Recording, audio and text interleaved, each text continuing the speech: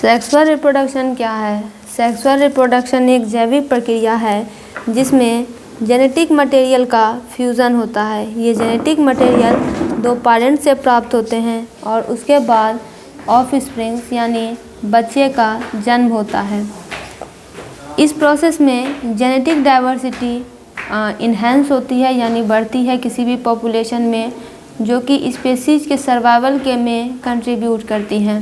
अब देखिए ये काम कैसे करता है। तो पहला है गेमेट का प्रोडक्शन। मेल में टेस्टिस स्पर्म सेल प्रोड्यूस करता है, फीमेल में ओवरी एग सेल यानी ओवा प्रोड्यूस करती है।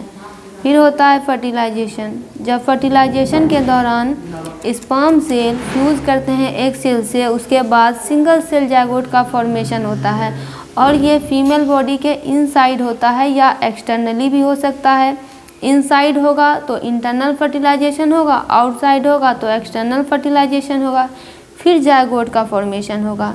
तो जाइगोट में दोनों पेरेंट्स के जेनेटिक मटेरियल होते हैं। उसके बाद जाइगोट सेल डिवीजन करता है, ये डिवाइड होने लगता है और उसके बाद एम्ब्रियो में डेवलप हो जाता है। फिर आता है डेवलपमेंट। उसके बाद एम्ब्रियो लगातार ग्रो करता है, डिफ्रेंशिएट करता है और उसके बाद फुल्ली फॉर्म्ड ऑर्गेनिज्म में डेवलप करता है। एडवांटेज की अगर बात करें तो जेनेटिक डाइवर्सिटी, यहाँ पे दो पेरेंट से जेनेटिक मटेरियल प्राप्त होते हैं जिससे कि जो बच्चे आते हैं उनके कॉम्बिनेशन भी अलग होते हैं। फिर होता है एडेप्टेबिलिटी। तो किसी भी पॉपुलेशन की एडेप्टेबिलिटी को ये बढ़ाता है चेंजिंग एनवायरनमेंट में और डिजीज़ से भी रेसिस्ट करने का काम करता है। फिर होता है वेरिएशन।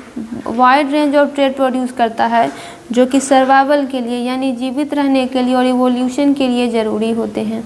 डिसएडवांटेज की बात करें तो एनर्जी और टाइम, बहुत ज़्यादा एनर्जी की ज़रूरत पड़ती है और टाइम भी बहुत ज़्यादा लगता है as compare to asexual reproduction.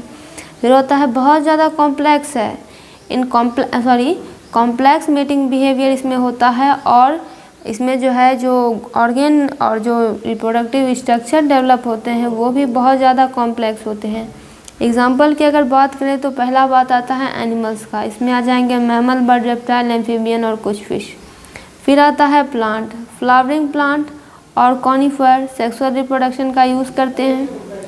फिर आता है फंजाई और प्रोटिस्ट। कुछ फंगी और प्रोटिस्ट भी सेक्सुअल रिप्रोडक्शन का यूज़ करते हैं। ओवरऑल की अगर बात करें यानी कुल मिलाकर तो सेक्सुअल रिप्रोडक्शन एक फंडामेंटल प्रोसेस है जो कि डाइवर्सिटी और इस अर्थ पर इवोल्यूशन लाने का काम करते हैं।